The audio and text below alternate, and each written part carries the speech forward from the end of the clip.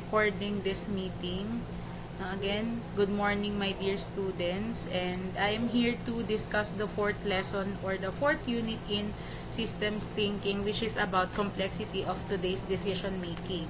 And just to give you a brief background lang din regarding sa natitira nating lesson sa systems thinking, yung lessons natin dito, hindi na siya kasing complex nung una, like yun dun sa causal loop diagram, feedback loop, ayan. So, this is different dahil somehow i-relate na natin itong dalawang lesson sa real life situation, sa work environment, i-relate na natin sa mga ganap natin sa buhay, yung pag-uusapan natin ngayon sa natitirang dalawang lessons. Now, sa learning objectives nitong ating discussion today, pag-aaralan natin kung gaano na nga ba kaimportante o gaano nakalawak yung pagdedesisyon ng mga tao sa ngayon. So, ayun yung pinaka-objectives natin for today's lesson. And as part of the discussion and the heart of the discussion, pag-uusapan natin ng paulit-ulit yung term na complexity. Now, I know some of you are already familiar with this term kasi nagagamit na natin yung term na complex, naririnig na natin yung term na complexity, but I assume na hindi naman na ganun ka unaware yung ibang students when it comes to this term. Now, so when we talk about complexity, according to Ashby W.R. in 1973, it is the quantity of information required to describe something. This includes the number of parts and their interrelation that make up that something that is whole. Now, so when we talk about complexity, kung i-relate natin siya sa isang system, it is the elements. Now, ito yung mga bagay na kung saan ay may bit-bit na information para makapag-describe siya ng isang bagay pa. And sabi dito na yung complexity ay number of parts na related sa isa't isa para mabuo ang isang bagay or para matawag na ang isang bagay ay buo.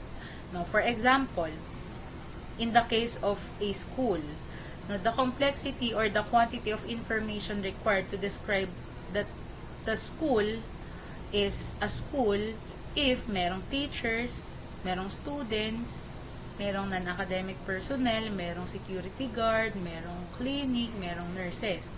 No, so yung complexity ng isang school ay binubuo ng iba't ibang parte na interrelated sa isa't isa. So, syempre may relationship si student kay teacher. May mga pagkakataon na may relationship si student kay non-academic personnel. No, so yung mga parts na yon, which is the teacher, the student, the security guard, na pwede nating tawagin ding element sa isang system, ay mako-compare din natin sa salitang complexity. So, yun po yung term na complexity. And when we deal about the decision making of today's world, lagi nating ine-embed yung term na efficiency and effectivity. So, lalo na sa business world, sobrang gasgas ng terminology na efficiency and effectivity kasi it is defined differently, pero pareho silang importante sa settings ng pagtatrabaho at sa negosyo. So, when we talk about efficiency, definition daw niya is looks at how well resources are used in a given activity. Kung paano daw ba natin nagagamit ng maayos, nagagamit ng sapat, nagagamit ng gusto, yung mga resources na meron tayo para ma-achieve ang something. Yun daw yung efficiency. So, kung ilalagay natin sa context ng trabaho, when we talk about an efficient employee, siya yung klase ng employee na resourceful.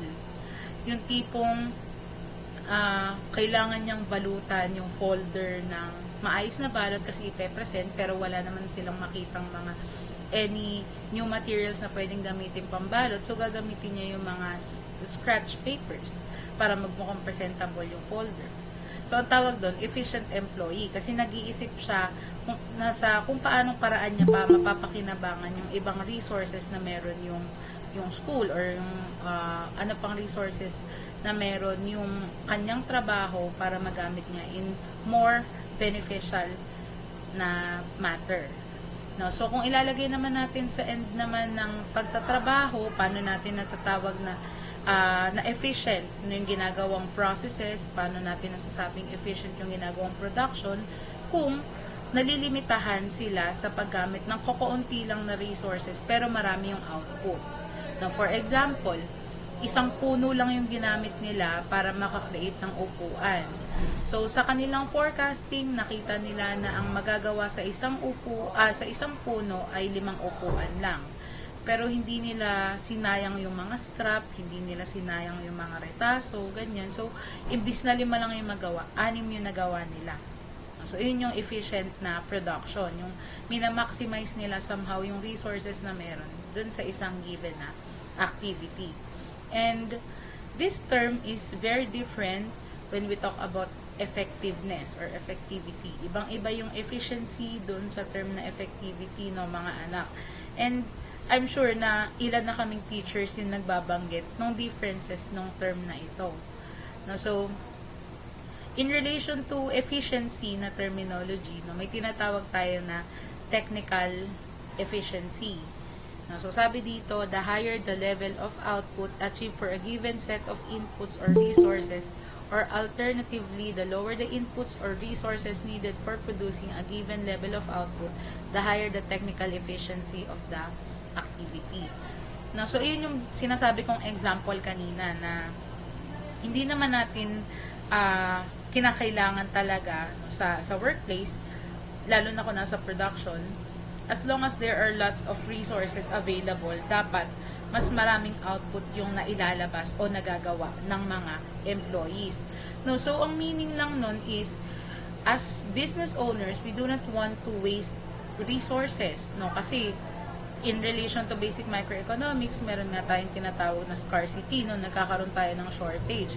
And kung lagi lang natin sasabihin na, retaso na yan, ay wala na yan, pinaglumaan na yan, masasayang at masasayang yung mga resources na pwede pa sana siyang magamit into something valuable. No, so kaya pinag-aaralan natin or ini-embed natin sa today's decision making yung term na efficiency. No, kasi lahat ng resources na meron sa mundo ay scarce na or nauubos na, no? Hindi renewable yung ibang resources. And the mere fact that there are professionals, no, like us, like you in the future, na nakakaunawa na meron palang term na technical efficiency, na may term palang efficiency, so why not maximize the to? No, na aware kayo dun sa term na efficiency. No, naiintindihan po ba? Pwede po ako makuha ng thumbs up or medyo nabobombard na kayo sa mga words. Ayun. Medyo na-miss ko lang din kayong makita. Kaso nga lang, hindi naman face-to-face. Ayan. So, ayan. We finished talking about complexity and efficiency. So, now we will be talking about effectiveness.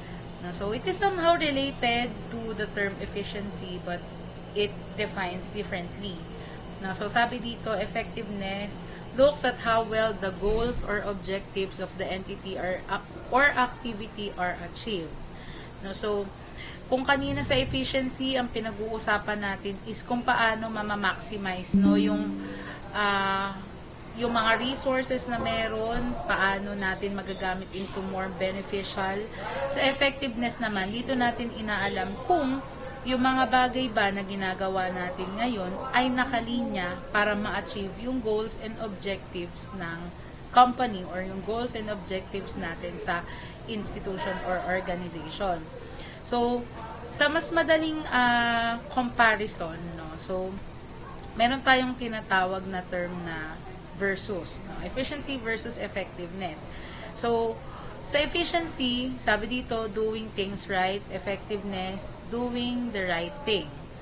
No, so, two different words, somehow related to each other, pero kung ihahalili natin sila sa isa't isa, pareho nilang ginagawa kung ano yung kailangan gawin or kailangan i-achieve sa company. Ang kinaibahan lang, sa efficiency, mas nandun tayo sa nagtitipid na side. Kasi nagma-maximize tayo ng resources. Dito naman sa effectiveness, we are doing the things or we are doing the processes of achieving those things kahit na medyo costly siya. Para masabi natin na effective yung ginagawa natin sa isang bagay. Now, for example, Sa effectiveness, naging example ko na to before. Kung gusto nyo ng effective na skincare, ay bumili kayo ng mamahaling skincare. Yung effectivity nun mas mataas kasi yung contents nun, yung skincare contents nun ay mas mataas. Kung i-relate naman natin sa negosyo, paano natin masasabing effective?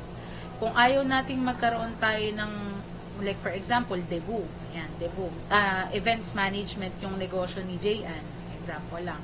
Tapos para masabi natin na effective ang lahat ng mga gagamitin na props, bumili tayo ng medyo mahal na props para hindi tayo experience ng mga pagkakamali, hindi tayo ma-experience ng disappointment, ng delays.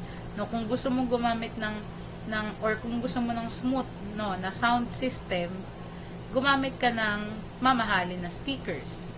Kung gusto mo naman na ma-deliver lang, kasi kailangan mo lang naman i-deliver yung speech, kailangan lang naman mag-talk ng MC, gumamit ka ng mumurahin na mic, na battery. Efficiency naman yung term na yon. Na parang you just wanted to deliver something for it to be done. Pag efficiency. Kapag effectivity or effectiveness, you will do something at its best para hindi ka magkaroon ng pagkakamali kasi you're doing the right thing. So, yun yung difference nilang dalawa. And, how is it related to our life today? No, so, may mga pagkakataon sa buhay natin na we wanted something to be done for the sake of it to be done. Yung tipong, napapagod na ako, gusto ko na lang itong matapos. No, yung mga ganong thoughts. Kapag naman effectiveness yung pag-uusapan at i-relate natin sa buhay natin, kahit na pagod ka na, you will still do your best to achieve that thing na ikaw yung maging number 1, ikaw yung maging highest.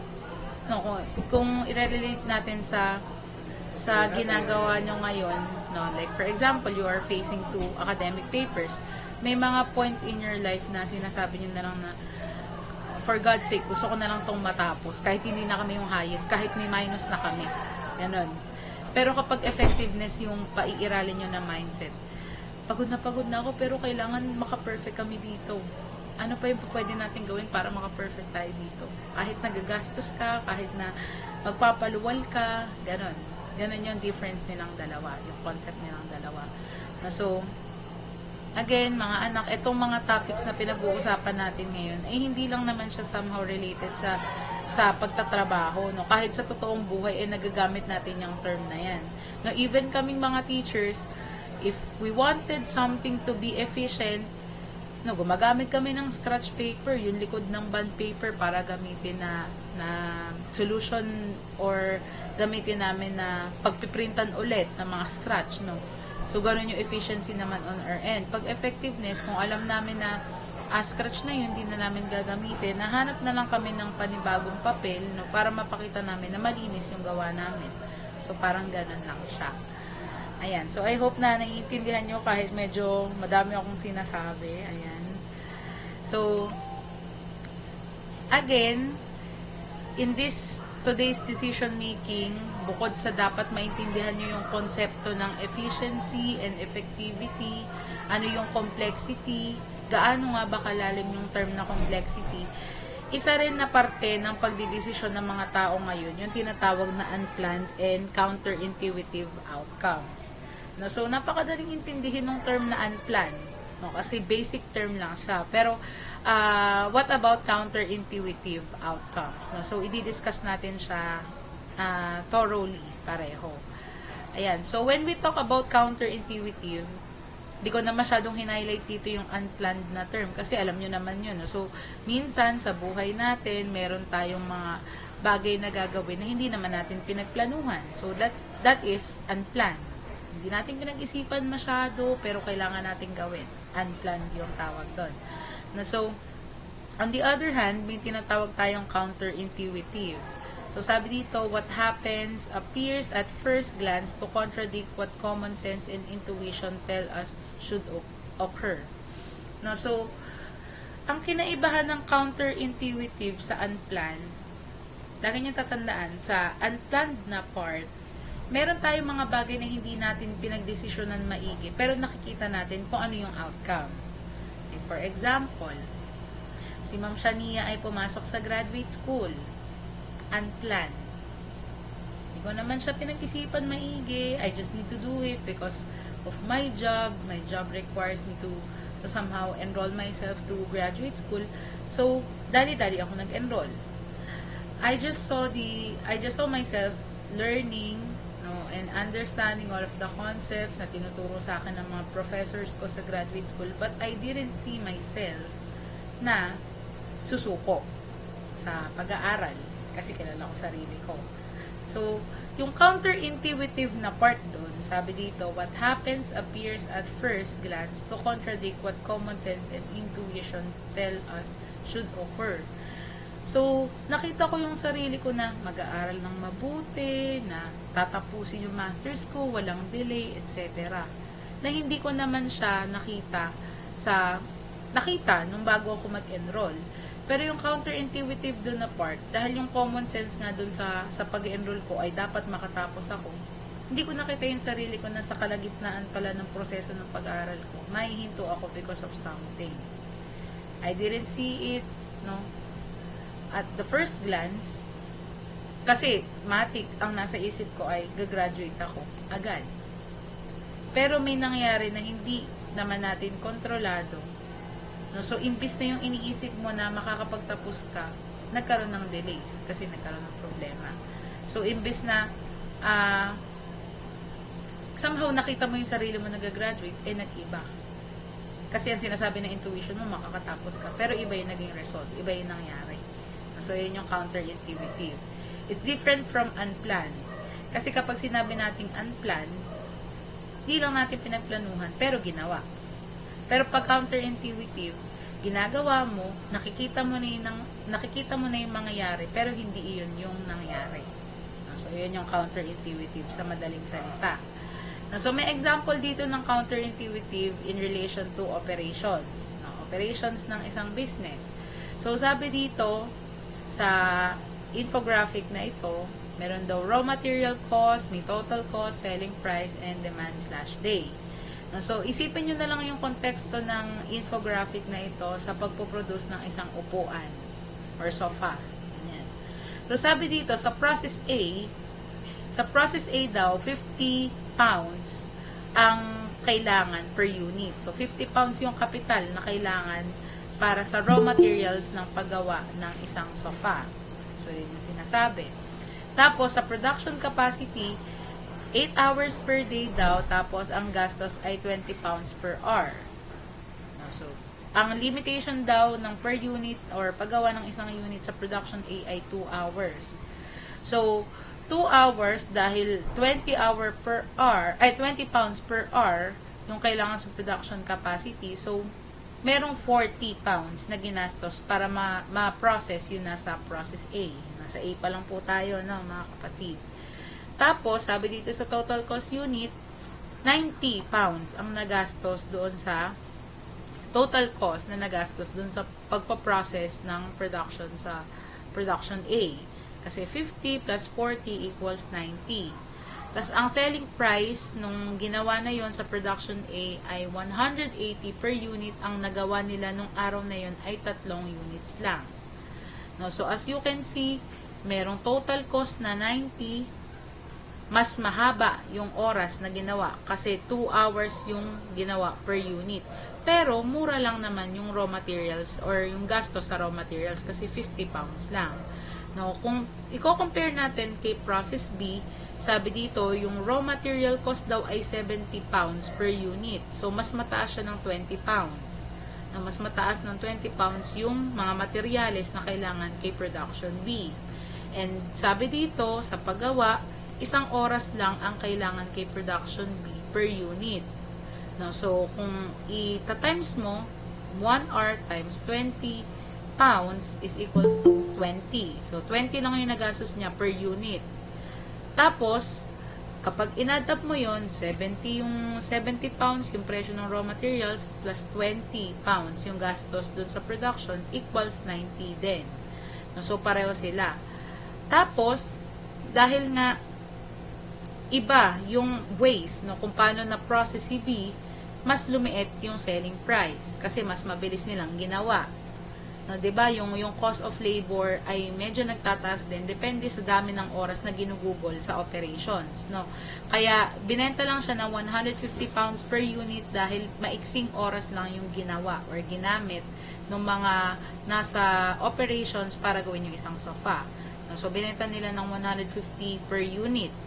And sabi dito, demand/day, nakagawa daw sila ng 4 na units nung araw na yon. So, kung titingnan nyo, akala natin, no, sa business end, at sa mata ng mga business owners, na kapag nakakatipid tayo sa materyales na kailangan, dahil nga doon sa process, 50 lang, akala natin mas kikita tayo kasi nakatipid tayo sa kapital, nakatipid tayo sa raw materials. But in reality, konti lang yung nagawa kasi 3 units lang yung nagawa. Unlike dun sa isa, kung i-relate natin sa effectiveness, bumili sila ng mahal na raw materials. Pero madali namang i-process kasi 1 hour lang yung processing time.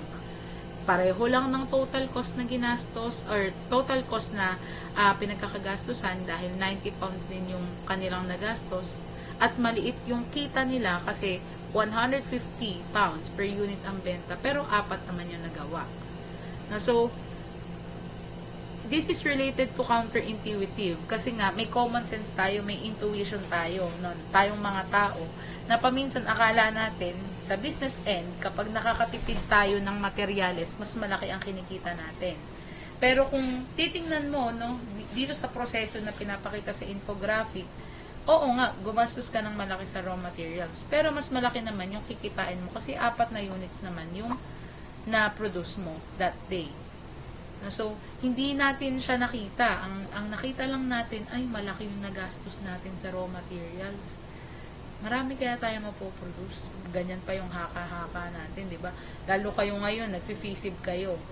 No, so, alam nyo na kapag malaki ang kapital, paminsan, umuunti ang output. Di ba? And it's normal. No, kasi mentras mahal ang rekado, mentras mahal ang raw materials, mas mahal ang mga inputs, konti ang nagiging outputs. Pero hindi sa lahat ng cases. Kasi kagaya nung nasa example, hindi naman nila nakita na mas madami yung units na magagawa nila. Kasi na-focus sila sa mahal lang yung raw materials. So, yun yung thought ng counterintuitive. So, to explain this shortly, yung nasa infographic, sinabi dito that product A is equals to 3 per day, 6 hours. Si product B, 2 per day, equals to 2 hours. Daily profit ni product A ay 270, si 9 times 3. Kay product B ay 390. No, so, sinasabi lang dyan na minsan, sabi, every hour of capacity used by product B produces a profit of 60 pounds while an hour of work on product A only achieves 45. Mas maliit nga po yung ginastos doon sa production A, mas konti naman yung na-produce nila. Unlike kay B, na gumastos ka sa una ng medyo malaki, pero yung naging outputs naman, or yung end, what do you call this, output is mas madami. Kasi 4 nga yung kanilang nagawa. So, in relation to counterintuitive, yun siya, na minsan yung intuitions natin and yung common sense natin ay mali. Kasi hindi iyon yung nangyayari. Kabaliktaran. So, yun yung counterintuitive. Kaya siya tinawag na counter. Kabaliktaran ng intuition. In relation to unplanned, sinasabi naman natin na kapag unplanned ang isang bagay, we are just doing it without even planning about it. Ginawa lang natin pero hindi natin pinag-isipan. So, iyon naman yung difference nilang dalawa.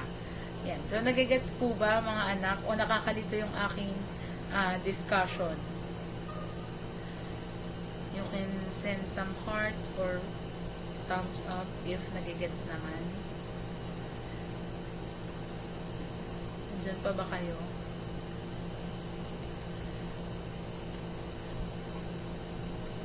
Okay, marami pong salamat. Baka mabagal lang yung net ko. Ayan, so, next concept that we will be talking about in today's decision making is called reductionist versus cause and effect thinking. So, alam kong aware na kayo sa term na reduction, aware na rin kayo sa term na cause and effect. Pero i-relate lang natin siya sa pag-iisip or pagdidesisyon ng mga tao ngayon. So, first, pag-uusapan muna natin ano yung reductionism. Yung reductionist ay tao. No?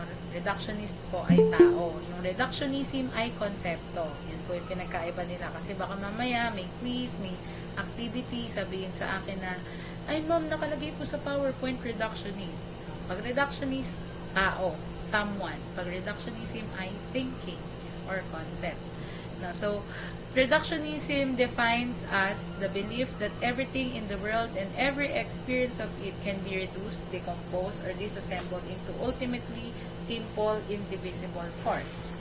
Na sinasabi dito sa konsepto ng reductionism na lahat daw ng bagay sa mundo, lahat daw ng nakikita ng mga tao sa mundo ay nababawasan, nabubulok, napapaghiwa-hiwalay sa isang simpleng mga iba't ibang parte.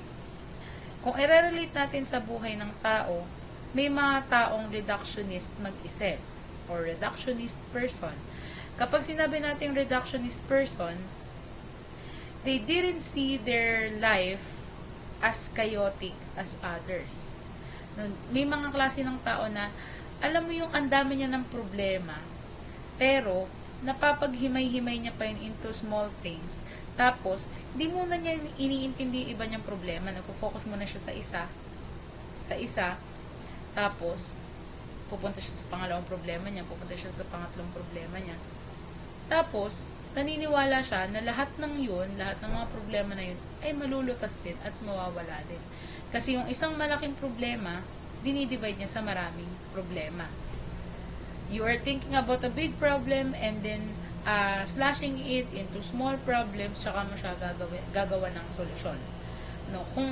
Kung i-relate naman natin sa pagda-diet, yung reduce, 'di ba? So, kung chunk of foods, napakalakas mong kumain, no, as a person, kapag nagre-reduce ka, kung ano yung ini-intake mong food before, binabawasan mo ng pinabawasan.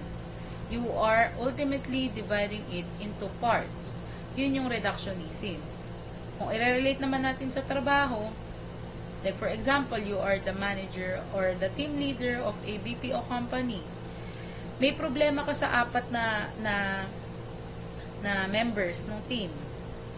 Uunahin mo munang solusyonan yung problema na pinaka makakaapekto sa daily or makakaapekto sa oras na yon bago mo gawa ng solusyon yung tatlo pang iba.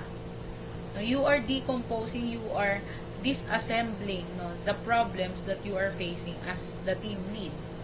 No, so, yung ganitong klaseng thinking is, I can't say na mag-work siya sa lahat. Pero kung ikaw yung klase ng tao na ganito mo tingnan yung buhay, tapos nag-work sa'yo, good for you. No? Kasi may mga tao na, may mga klase ng mga tao na kapag nagdesisyon, they are thinking of the bigger picture.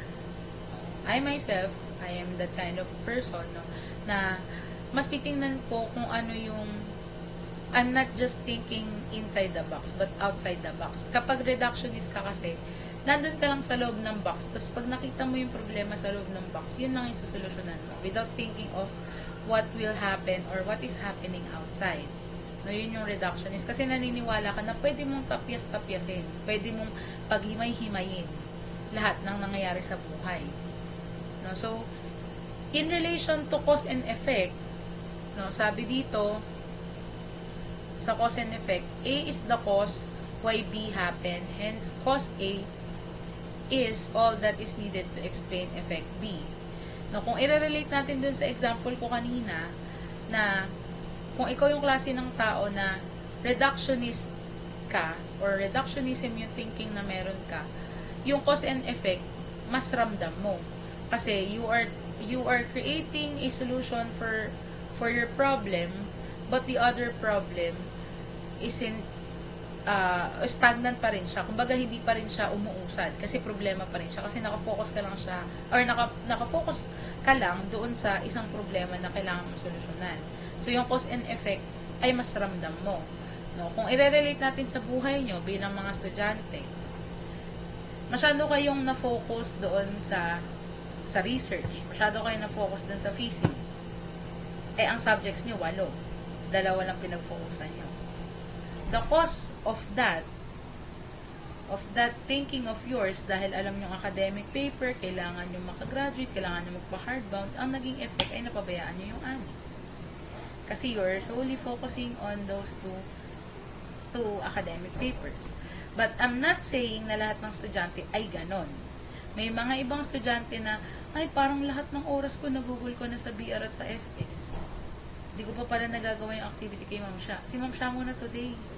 Hindi ko muna titignan yung BR tsaka FS. Bukas na lang. Sa mismong oras na lang ng FS or BR. Parang ganon. So, hindi reductionist person yung ganon mag-isip. Kasi, yung mga bagay na meron ka ngayon is nagde-decision ka out of the box na. No, hindi lang yung current na fini-face mo yung ginagawa mo ng solution, but rather the other things also. No, so, balikan ko lang yung isang definition dito ng reductionism. Sabi dito, breaking a problem into a set of simpler sub-problems, solving each individually, and then assembling their solution into an overall solution for the whole problem. So, yun yung nabanggit ko kanina. You are not thinking outside the box, but you are thinking inside the box kapag reductionist person ka. Hinihimay mo yung problema into smaller sub-problems, solving it. Kasi, kung titingnan natin on the good perspective or on the brighter side, mas madali, no, nagawa ng solusyon kung yung problema ay hihimayin mo at hindi mo susolusyonan ng isang malaki lang. No, pero kung gagawan mo siya ng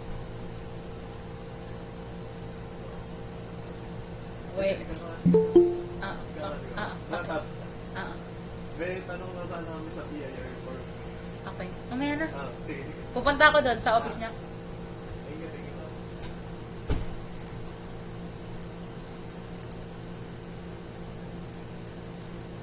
Ayan, sorry sa interruption. Ayan, so going back dun sa dinidiscuss ko, kung ikaw yung klase ng tao na reductionism yung mindset mo, and nag-work sa'yo, it's good kasi you are thinking of having problems, then breaking it down into smaller problems, tas iisipan mo ng solusyon bawat isa para mas makita mo na, okay, nasusolusyonan ko na lahat. O kasi iniisa-isa mo, hinihimay-himay mo. Yun yung reductionism na thinking. Pero in today's world, no, lalong higit na masyado na tayong exposed sa mga mental health disorders, masyado na tayong exposed sa mga mental health problems, mental health matters, mas nagdidig-dip tayo dun sa, kapag may problema tayo, yung bigger picture na yung tinitingnan natin. No, mas dun tayo sa nag-iisip tayo ng solusyon na mas mapapakinabangan natin sa mas madaming bagay kaysa dun sa nag-focus na tayo sa maliit. No, kasi ako, as part of this generation ng Gen Z, parang hindi ko na tinitingnan yung problema na, kung may problema ako malaki, hindi ko na inihimayin. Susolusyonan ko na siya as a whole. Kung malaki yun, gagawin kita ng solusyon. Kapag hindi na-work yung solusyon, baka kailangan ko na lang i-let go at hayaan yung panahon na siya ang mag-solve ng problem na yun. Parang ganon. No? So, I'm not saying na everyone of us thinks the same, the way how I think about life. Pero, I can definitely say na some of us think the same way I think. Na ganun na natin tingnan yung buhay. No, na parang, pag may problema, minsan nahayaan mo na lang. Hindi mo na siya ihimay-himayin kasi feeling natin mas lalong gagawak yung problema kapag, alam mo yun, yung inisipan mo pa siya ng solusyon na, baka pwede ito, baka mag-work tong maliit na bagay na gagawin ko na ito. Kasi, like for example, ito yung problema. Nagliliyab yung bahay niyo. Ang naisip mong solusyon, magdilig ng halaman. Kasi parang ganun yung reductionism eh. Mag-iisip ka ng smaller solutions dun sa big problems. Ano lang hypothetically speaking baka nalilito na kayo sa sinasabi ko. Nasusunod, nagliliyab na yung bahay, ganun kalaki yung problema. Tapos ang naisip mong solusyon, dahil nga you are breaking it down to smaller pieces, dilikan yung halaman kasi yung halaman ay may tubig. Pag may tubig yung halaman, mamamatay yung apoy na malaki. Which is hindi naman ganon. No? Hindi naman iyon yung hinihinging solusyon dun sa problema kinakarap. Pero, it can work. Kayang mag-work. No? Na magamit natin yung tubig sa halaman para maapula yung apoy. But it doesn't mean na nasusolusyonan natin talaga yung problema na kinakaharap natin. Kasi ganon yung reductionism. No? Unlike dun sa Unlike dun sa counter reductionism na thinking, yung kabaliktaran, iisip ka na ng mas bonggang solusyon. Kung nagliliyab na yung bahay, magpatawag ka ng 10 bumbero, kahit ang kailangan mo lang isa. No, kasi iniisip mo nga, baka masunog, baka madami pa ibang bahay. See, you're thinking outside the box. So, ayun yung difference ng reductionism sa cause and effect. Ayan, meron ditong sinabi si Josiah. Nag-work po siguro siya sa mga na-overwhelm sa mga nangyayari and di na kaya ma-process. Which is true, no? Maganda rin yung sinabi niya. And some people experience those things, no? Kapag masyado tayong bombarded sa ginagawa. No, it depends upon the context ng ating buhay. Kung, like for example, on your case, punong-puno na kayo ng dami ng academic papers na gagawin, ang dami ng activities, baka pwedeng reductionism yung gawin, no? Trim down muna, yung ipasa muna yung mga malapit na yung deadlines, tapos yung mga matagal pa yung deadlines, huwag niyong unahin. Bawas muna ng konti. Na parang ganon. So, concept yun ng reductionism. Pero kung kabaliktaran ng reductionism yung thinking mo, gagawin mo yun ng sabay-sabay lahat kasi gusto mo na matapos para makalabas ka dun sa thought na marami kang gagawin. So, yun. Tama si Josiah. Depende siguro siya sa context. Baka nga may mga na-overwhelm na tao at di na kayang i-process yung mga nangyayari. Ayan. So, sana nakaka-relate kayo somehow dun sa discussion natin. No? Hindi naman na to about lang sa system ng isang business. Hindi na siya about lang sa work context, ganyan. It can work also sa ating mga buhay-buhay ba. So, yan. Okay na yung cause and effect. Na-discuss ko na yan. Yan. May other term pa tayo na tinatawag which is the emergent relationship. New relationships or properties may emerge through the interaction between the various parts or aspects of a situation. No, so, when we say emergent, biglaang relationship. Kaya sinabi dyan na new relationship or properties may emerge through the interaction between various parts. No, so, in life, in general, no, there are some things na akala natin hindi mag-work for us kasi hindi pa natin nasusubukan. Yet, nung na-try natin, nagulat tayo nag-work sa atin. Like, for example, meron kayong kaklase na busit kayo ng first week. Arte, sobrang hindi na makaganda, ang arte magsalita, ganyan. Na parang nagtatanim ka sa isip mo na, hindi ko to makakasundo. Parang hindi kami mag-work nito sa isang grupo kung maging magka-grupo kami sa activity. Kasi meron ka ng intuitions, meron ka ng perception dun sa tao na nagawa. Tapos nagulat ka, naging magka-group kayo, ginroup kayo ng teacher, kayong dalawa pa yung naging mag-besties, kayong dalawa yung nagkasundo. Na, oo, maarte siya, magkaiba kayo ng behavior, pero yung personality nyo pareho. Magkaiba lang kayo ng behavior, na siya, ikaw medyo lousy ka, funny girl ka, tapos yung kaklase mo isa, tahimik, tapos arting-arte ka, so magkaiba kayo ng behavior na pinapakita sa tao. Pero yung personality pala, pareho kayo, na studious kayo pareho, na mahilig kayong mag-aral sa gabi, nagbabasa kayo nag-a-advance read kayo sa gabi, tapos gusto nyo na bago matapos yung araw, tapos na rin yung mga gawain nyo sa school, ay pareho pala kayo ng thinking. So, imbis na masarado ka lang dun sa thought na nabibwisit ka sa kanya nung first week, naging mag-besties pa kayo, naging mag-best friend pa kayo ngayon.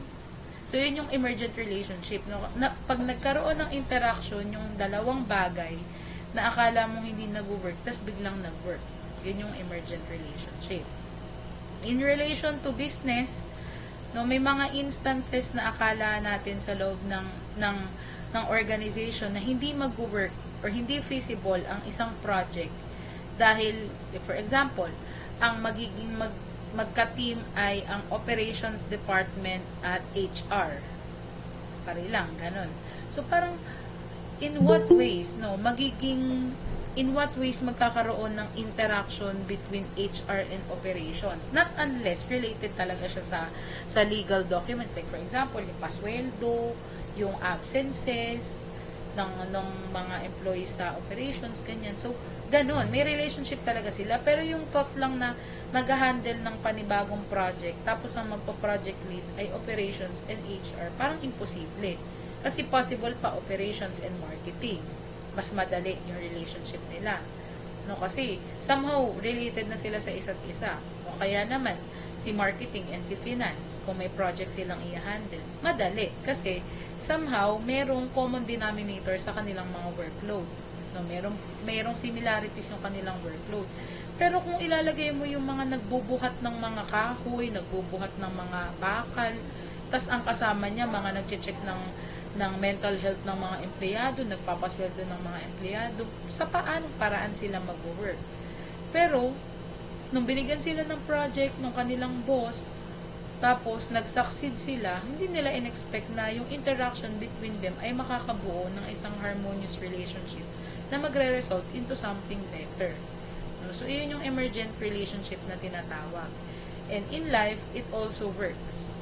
Na akala natin, di natin makakasundo yung isang tao, o kaya kung i-relate natin sa pag-iisip, minsan tayo mga tao, it's normal for us to think contradicting. Parang ikaw yung kalaban ng sarili mo. Parang, alam mo, hindi ko kaya magbuhat ng 100 kilos talaga na barbell. Mari ganyan. Tapos nag-gym ka. Isa kang gym enthusiast or physically fit person na mahilig mag-workout. Parang it's common for people na nagji-gym na magkaroon ng changes. Like for example, nasanay sila na 30 kilos sila ngayon, the next week 40 kilograms na, 50, ganyan, hanggang sa parang hirap ka na pagdating mo ng 60 kilograms. Hirap ka na mag-deadlift, mag-weightlift. Ganyan. Tapos parang sinasara mo na yung isip mo na hanggang 60 lang ako, kaya na to, magbo-bulk up na lang ako, lalaki pa rin ako dito, ganyan. Para bang nililimitahan mo yung sarili mo. Pero nung tinry mo naman, kasi tinulungan ka, for example, ng trainer mo, try mo to isang beses lang, deadlift mo, ispatan kita, ganyan. Nakaya mo naman. So, yung bagong interaction, no, na akala mo hindi mo naman magagawa, pero nagawa mo at nag-succeed ka, yun yung tinatawag na emergent relationship. No. Related pa rin siya sa today's decision making because as a person, we met a lot of people, we experience new things, we experience new problems, we overcome new problems. No. Hindi naman tayo kung ano yung problema natin ng high school, ganun pa rin yung problema natin ng college. No. Pero may mga parte, may mga pagkakataon sa paghaharap ng problema na yun na may mga bagong chances, may bagong tao, may bagong experiences tayo na nagiging akala natin ay hindi mag-work, pero nag-work. So, yun yung emergent relationship. Ayan. And, if I'm not mistaken, this is the last slide. Yung mutual causality. Sabi dito, two factors are independent, dealing with one alone while ignoring the other may not achieve the desired results. And this mutual causality is very common to all of us. Iintindihin nyo yung sinasabi ng definition, very common to sa ating lahat. Na may mga things tayong kinakaharap. There are lots of aspects in our lives that we are facing, yet we are dealing in one alone. Tapos, nane-neglect na natin yung iba. Tapos, yung gusto nating ma-achieve sana as a person, hindi natin na-achieve dahil meron tayong mga problemang nakakalimutan or may mga bagay tayong nakakalimutang solusyonan o harapin. And ang tawag doon ay mutual causality. Mutual, alam mo sa sarili mo kasi merong mga complexities, no? May iba't ibang parts in your life na dinidil ka. Pero sabi dyan, you are just dealing with one alone. Isa lang yung hinaharap mo. So, anong nangyayari dun sa iba? Nai-ignore, nane-neglect. Kaya yung achievement na gusto mo as a person ay hindi mo na-achieve. Or yung results, yung desired results na gusto mo sanang mag-gain ay hindi iyon ang nakukuha mo. Dahil meron kang mga nane-neglect na ibang bagay. So, yun yung mutual causality. And in relation to our lives, no, sabi ko nga kanina, this is common to all of us. Hindi naman kasi tayo hindi naman tayo robot, no, na kapag pinakilos ng makina na gasolinahan, kaya na natin gawin lahat ng sabay-sabay. Hindi naman tayo ganun. Tayo ay tao, nagpa-function lang tayo ng maraming bagay or nagpa-function tayo sa maraming bagay, pero iisa lang ang makina natin, katawan natin. So, it's normal for us to deal with if you have 100 things to do per day, ang magagawa mo lang dyan baka 10 o 20. Yung 80 maiiwan mo. Kasi, normal na hindi mo siya maharap sa dami ng kinakaharap mo ngayon. And, kaya siya tinawag na mutual kasi deep within you, alam mo na may nane-neglect kang gawain. May nai-ignore kang gawain. Pero hindi mo naman siya ginustong hindi gawin. Sadyang hindi mo lang kayang harapin sa ngayon. So, yun yung mutual causality. And, I hope this lesson somehow gives you clarity, no, sa isip na may mga specific terms pala, no, na pwedeng itawag dun sa mga kinakaharap nating ano. Akala natin delusions lang yung tawag. Akala natin neglecting lang yung tawag. May term palang mutual causality, may term palang reductionism, may term palang counterintuitive. May mga specific terms pala dun sa thinking natin as a person. Na medyo familiar na tayo dun sa efficiency, sa effectivity, yung term na complex. Pero dun sa ibang mga terms na alam ko or pwede ngayon nyo lang narinig, ay meron palang specific na definition na mas makaka-relate tayo as a person. So, yun lang, yun yung flow ng discussion natin ngayon. Somehow, heart-to-heart talk na yung naging dating, no? Parang hindi na siya discussion. Pero, I hope na, ayun, may mabaon kayo na something dito sa discussion natin. And somehow, hindi ko alam kung comforting ba yung mga words na nabanggit ko. Pero kung, ano pa man din yung kinakaharap nyo ngayon as students, ganyan, alam ko yung hardships, lalo ngayon na, dami bombarded kayo talaga no sa lahat talaga ng year na na-handle ko. Second year talaga yung alam kong bigat na bigat because I've been in that position before. No, so sana itong mga napag-usapan natin ngayon no i-apply niyo yung iba. No, kung efficiency yung kaya na lang pairalin, efficiency na lang for the sake of it to be finished. No, kung effectiveness pa rin, kung meron ka pa ring resources, may pera ka pa, may lakas ka pa, sige, do your best to become perfect, to become number 1, to gain high scores, ganyan. Pero, still, isipin nyo pa rin yung mutual causality, no? Na you are focusing on something, yet you are neglecting different things. So, yun lang yung flow ng discussion natin, hindi siya ganun kahaba. May mga terms lang kayo na aaralin, pero hindi siya ganun kahirap unawain. So, I recorded this meeting, for those students who didn't attend our online class para mapanood pa rin nila. And I will post it sa ating